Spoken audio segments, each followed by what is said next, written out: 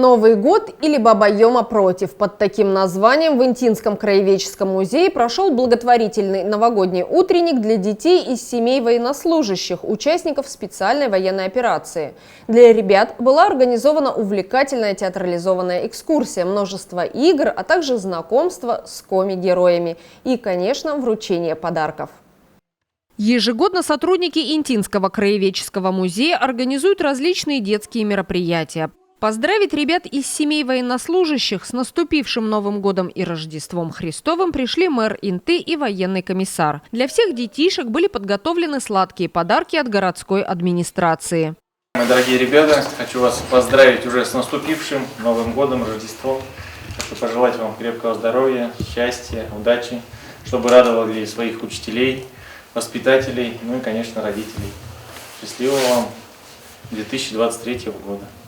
Всего вам хорошего. Мальчишки и девчонки, я тоже хочу сказать слова благодарности, чтобы вы росли крепкими, сильными, слушались в первую очередь маму, бабушек, дедушек, изучали азбуку, помогали родителям и ждали своих пап с победой. Творческий коллектив Интинского краеведческого музея подготовил для детей насыщенную культурно-развлекательную программу с конкурсами и веселыми играми. Праздник получился забавным, ярким и добрым. Во время волшебного путешествия по выставочным залам дети познакомились со сказочными персонажами и с радостью выполняли их задания.